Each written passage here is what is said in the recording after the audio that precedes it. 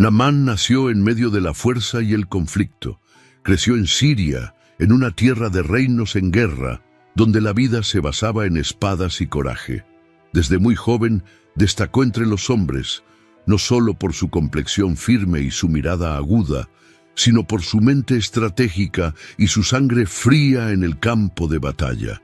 Era el tipo de hombre que sabía lo que quería y llegaría hasta donde hiciera falta para conseguirlo. Así fue como, con el tiempo, se convirtió en el comandante del ejército del rey sirio. Una alta posición de honor, prestigio y presión. Naamán no solo era respetado, era temido.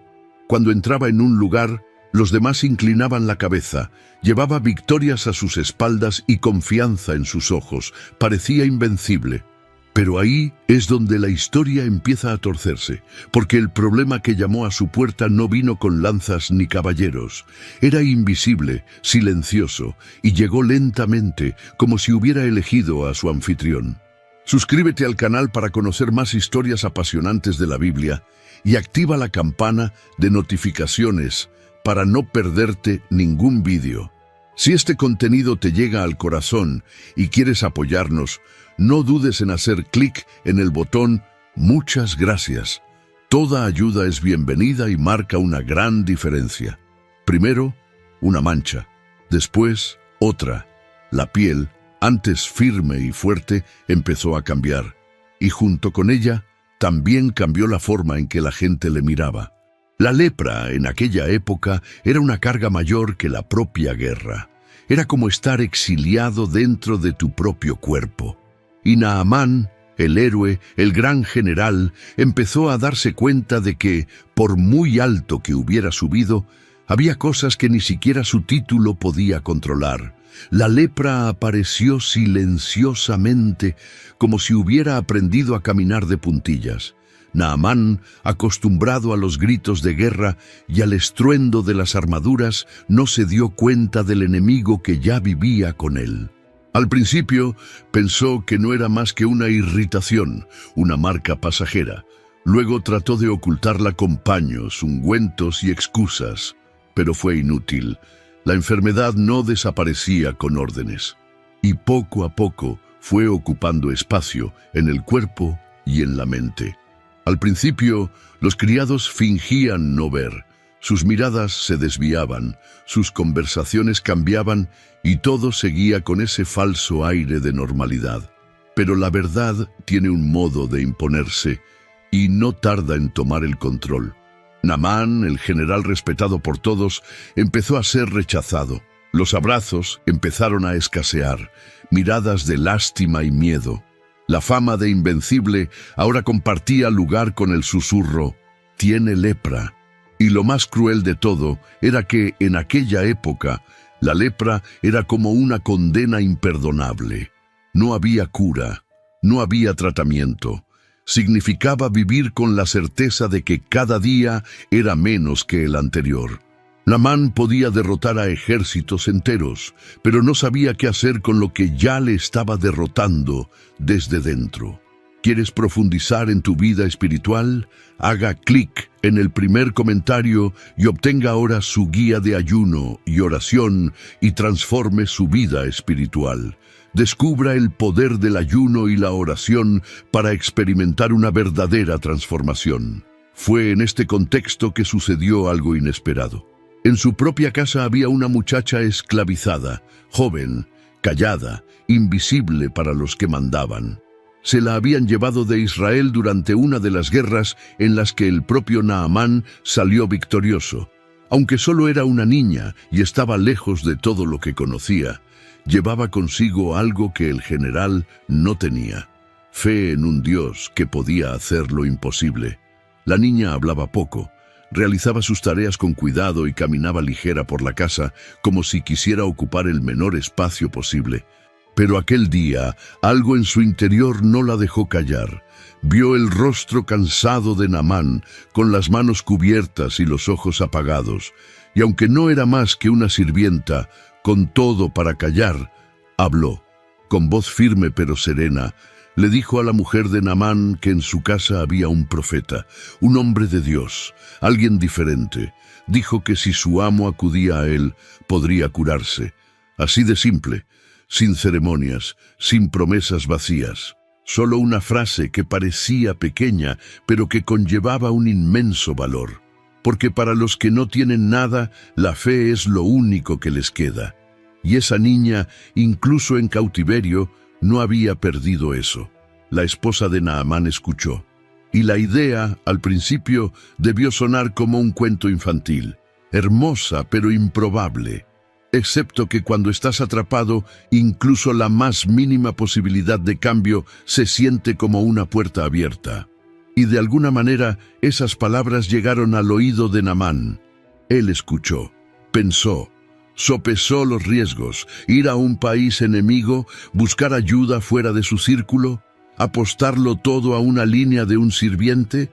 Aunque su orgullo palpitaba, decidió intentarlo. Llevó la idea al rey de Siria, y el rey, que respetaba profundamente a Naamán, no solo lo aprobó, sino que lo preparó todo. Una carta oficial, plata, oro, ropa cara y un séquito que haría saltar a cualquiera ante la oportunidad. Naamán no fue como un enfermo en busca de un milagro. Fue como una autoridad, con pompa y fuerza. El séquito de Naamán recorrió los caminos como un pequeño ejército en una misión. Carros, caballos, cargas que brillaban al sol. Todo indicaba que no se trataba de un hombre corriente. Cuando llegaron a Israel, no llamaron a la puerta del profeta. Fueron directamente al palacio. Después de todo, Naamán era un general, y los generales hablan con los reyes. La carta del rey de Siria era clara. Enviaba a su hombre de mayor confianza, a su guerrero más valiente, para que lo curaran. Eso era todo. Una petición directa, pero que cayó como una bomba en manos del rey de Israel. Al final de la lectura, el rey palideció. Se rasgó las vestiduras en un gesto de desesperación y angustia. Lo había entendido todo mal. Pensó que era una provocación, un truco. ¿Soy yo Dios para matar y dar vida?, gritó. Se sintió atrapado, como si Siria le hubiera tendido una trampa con olor a guerra. La tensión en el aire era densa. Los criados cuchicheaban, los soldados intercambiaban miradas. Naamán, sin comprender la reacción, esperó. Estaba acostumbrado a resolverlo todo con la fuerza, pero allí su fuerza no servía de nada. Parecía que su viaje había sido en vano. Entonces llegó la noticia por las calles, subió las escaleras y entró en la casa indicada. Eliseo, el profeta de Israel, oyó la conmoción. Se enteró de la carta, del séquito y de la desesperación del rey. Envió un mensaje sencillo y directo. ¿Por qué te has rasgado las vestiduras? Deja que este hombre venga a mí y sabrá que hay un profeta en Israel. Sin pánico.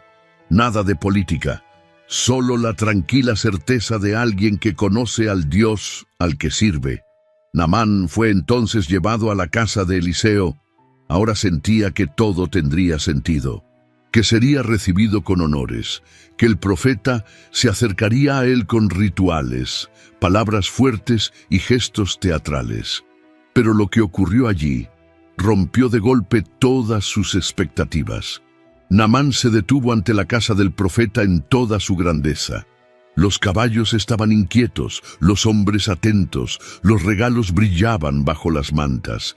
Era como si estuviera frente a una fortaleza, listo para ser atendido con honor, tal vez incluso con reverencia.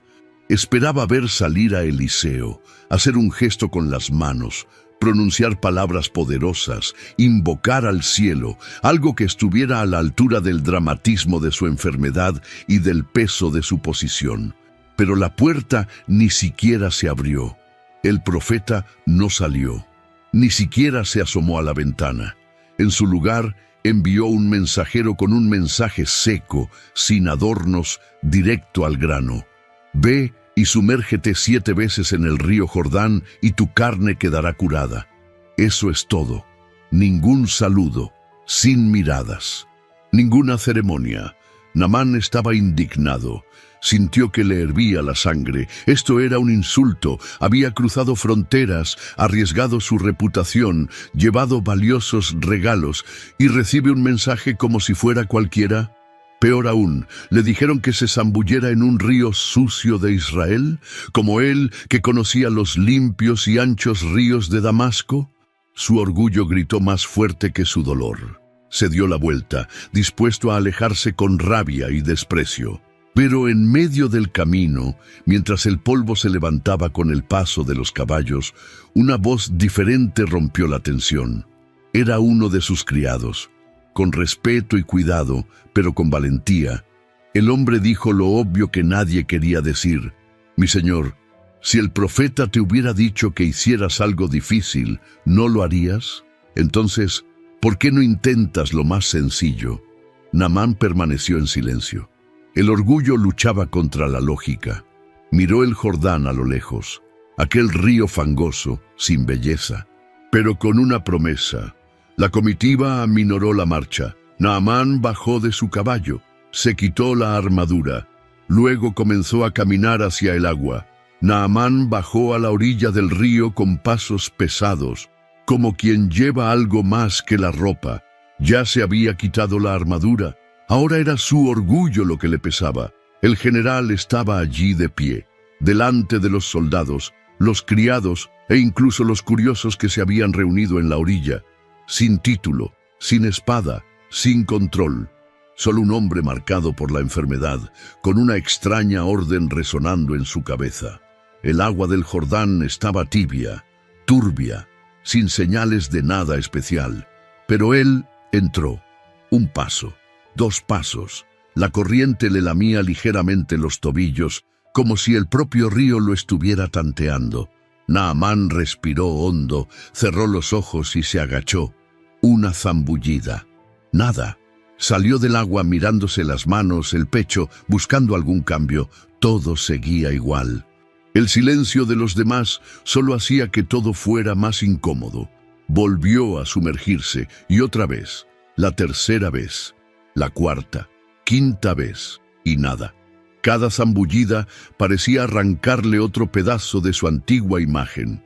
El fuerte general era ahora solo un hombre que repetía un gesto inexplicable, mojándose en un río que parecía burlarse de él. A la 6ª zambullida, vaciló.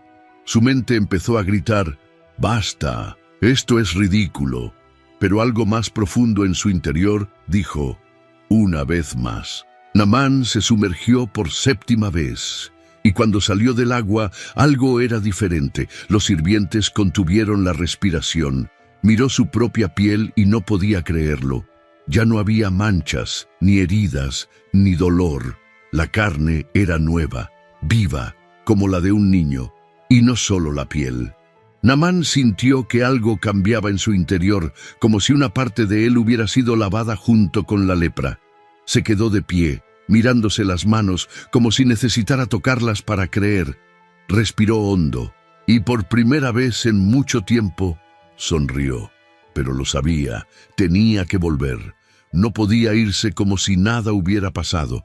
Todavía había algo que tenía que hacer. Naamán volvió diferente. No solo curado, sino más ligero. El peso sobre sus hombros había desaparecido, y no era solo la enfermedad.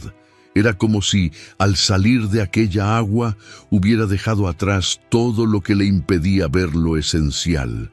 Ya no necesitaba demostrar nada a nadie. Había sido tocado por algo que ningún oro del mundo podría comprar. En cuanto llegó a casa de Eliseo, bajó del caballo sin prisas. No quería enviar un mensaje ni llamar la atención. Ahora era él quien llamaba a la puerta con humildad. Cuando apareció Eliseo, Naamán habló con la sinceridad de quien ha visto con sus propios ojos. Ahora sé que no hay Dios en toda la tierra sino en Israel. No era un discurso ensayado. Era el reconocimiento de un hombre que se había enfrentado a su propia vanidad y había perdido para siempre. Naamán ofreció regalos, plata, oro, telas finas. Era su forma de mostrar gratitud, pero Eliseo se negó. no por rencor, sino porque sabía que el milagro no estaba en venta. Naamán insistió. El profeta se mantuvo firme, y una vez más, Naamán comprendió que no se trataba de un intercambio, se trataba de gracia, pero tenía una petición curiosa. Naamán pidió tomar algo de la tierra de Israel, una carga de polvo, de tierra, no como recuerdo, sino como altar. Quería adorar al Dios verdadero, aunque viviera lejos. Quería algo concreto para recordar el día en que todo cambió. También hizo una petición un tanto embarazosa, que el Señor lo perdonara por una obligación que no podía eludir: acompañar al rey de Siria al templo pagano, a pesar de que no creía en ese Dios. El viejo Naamán nunca habría pedido esto. El nuevo habló con el corazón expuesto. Mientras Naamán subía al carro para regresar a Siria, con el rostro tranquilo y el corazón agradecido, un par de ojos lo siguieron desde lejos. Eran los ojos de Giesi, el criado de Eliseo. Lo observaba todo con creciente fastidio. No era ira, era más sutil. Era codicia disfrazada de justicia. En el fondo, Giesi pensaba que era absurdo dejar que aquel hombre se marchara con las manos llenas y los bolsillos cerrados. En cuanto Naamán desapareció en el horizonte, Giesi no se lo pensó dos veces. Literalmente corrió tras la comitiva. El viento le azotaba la cara. El corazón se le aceleraba y ya tenía la mentira en la punta de la lengua. Cuando llegó al carro, Naamán vio al joven jadeante y bajó a escucharle. Giesi, con una forzada mirada de urgencia, inventó una historia. Dijo que dos jóvenes profetas acababan de llegar y que Eliseo, en el último momento, había pedido un regalo para ellos: algo de plata, algo de ropa. Naamán, desprevenido, se sintió incluso aliviado. Ofreció el doble.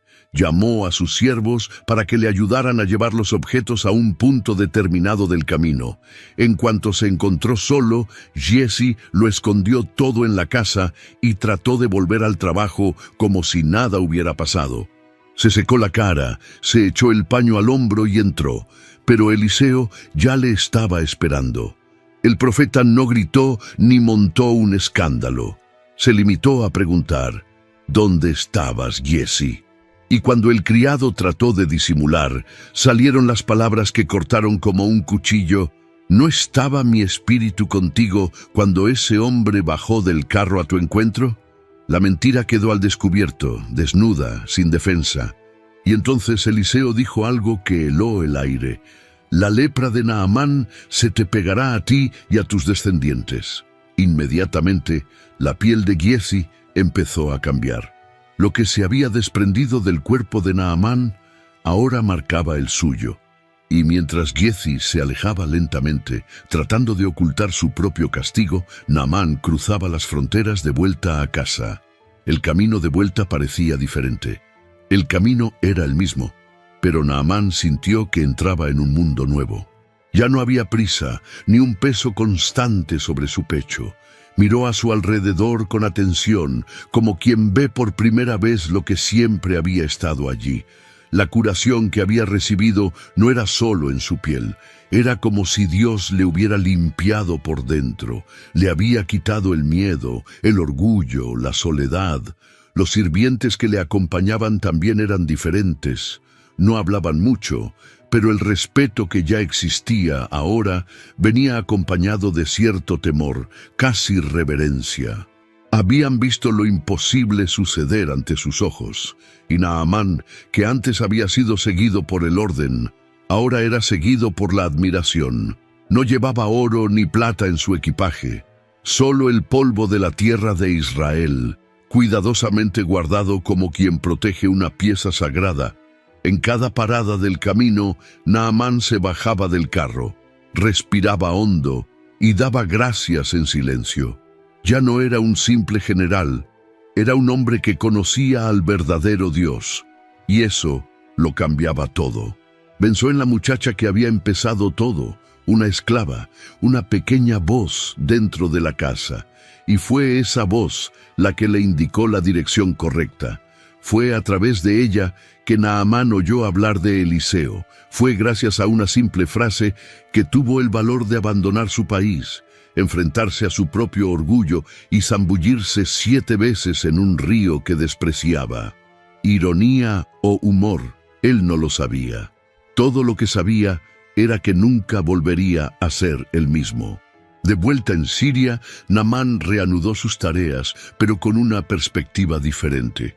Cumplía con sus deberes, sí, pero su corazón estaba en otra parte, e incluso entre los rituales de la corte, una certeza le acompañaba. Ahora pertenecía al Dios de Israel. El tiempo siguió su curso, como siempre. Naamán volvió a su rutina en palacio, a sus compromisos bélicos y a sus consejos con el rey. Pero cualquiera que lo viera ahora notaba un detalle que no podía explicarse con palabras. Era su aspecto más tranquilo, su manera de escuchar a los demás, la ligereza de sus gestos. Algo en su interior había cambiado para siempre. Seguía siendo respetado, por supuesto, seguía siendo el general de confianza del rey, pero ya no buscaba ser temido, ya no necesitaba demostrar nada. La curación de su cuerpo se convirtió en un recuerdo, pero la transformación de su alma, eso permaneció. Los días en que Naamán se arrodillaba sobre el montón de tierra de Israel que llevaba a su casa, se convirtieron en parte de su rutina. Se arrodillaba, oraba en silencio y daba gracias. Mientras todos a su alrededor realizaban los rituales del dios Rimón, para guardar las apariencias, él hablaba con el Dios que le escuchó en el Jordán. El mismo Dios al que no impresionaban los regalos ni los títulos. Un Dios que actúa cuando hay fe, aunque proceda del corazón herido de un extranjero. Los siervos le vieron arrodillado en tierra extranjera sobre un montón de polvo traído de lejos. Una escena que a muchos les parecería extraña, pero para Naamán era un altar. Era un recordatorio vivo de dónde comenzó todo, y también de quién fue la primera en hablar. Aquella muchacha que, aunque cautiva, no ocultó la verdad, nunca lo olvidó. El nombre de Naamán no vuelve a aparecer en los registros después de aquello. La Biblia no dice cómo ni cuándo murió. Solo sabemos lo que necesitamos saber, porque la atención nunca se centró solo en él. Se trataba del proceso, acerca de la zambullida, sobre el quebrantamiento del orgullo, la escucha de los sencillos, la acción de Dios en aquellos que menos esperamos. La historia de Naamán termina en el silencio de las Escrituras, pero lo que deja tras de sí todavía resuena hoy, porque en el fondo todos llevamos dentro un poco de ese general, lleno de planes, control y fuerza, y al mismo tiempo marcados por heridas que nadie ve, heridas que no siempre tienen nombre, pero que duelen profundamente. Naamán quería curarse, pero descubrió que Dios quería más que eso. Quería derribar lo que le impedía ver. El orgullo, el estatus, la creencia de que todo puede resolverse con poder y dinero. Dios no le habló a través de truenos ni envió señales al cielo. Utilizó a una niña esclavizada, un profeta que no salía de la puerta, un río sucio y 7 inmersiones. Fue así, con lo sencillo, como sucedió lo extraordinario. Y esa es una de las grandes lecciones. A veces lo que necesitamos ya está delante de nuestros ojos, pero el orgullo se interpone. Naamán solo se curó cuando decidió obedecer, no porque entendiera, sino porque confió. Y confiar cuando todo tiene sentido es fácil. Es confiar en lo absurdo lo que revela la verdadera fe. También está el contraste que no se puede ignorar. La muchacha sin nombre, sin posición, fue la que señaló el camino. Eliseo, que podía recibir riquezas, lo rechazó todo. Y Giezi, que tenía acceso al profeta, eligió la mentira. Al final, el exaltado no fue el más poderoso, sino el más dispuesto a rendirse. Naamán volvió a casa con el cuerpo limpio. Sí, pero más que eso, volvió con el corazón curado. Y eso es lo que Dios sigue haciendo hoy. No solo quiere solucionar lo de fuera, sino transformar lo de dentro. Así que, a partir de la historia de Naamán, queda la pregunta para que cada uno se haga: ¿cuál es el paso que has estado posponiendo? Si te gustó la historia de Naamán y quieres seguir otras historias de fe y superación, no dejes de darle like a este video y compartirlo con tus seres queridos. Y por supuesto, suscríbete al canal para no perderte ningún contenido nuevo. Juntos, exploremos más lecciones poderosas de la Biblia.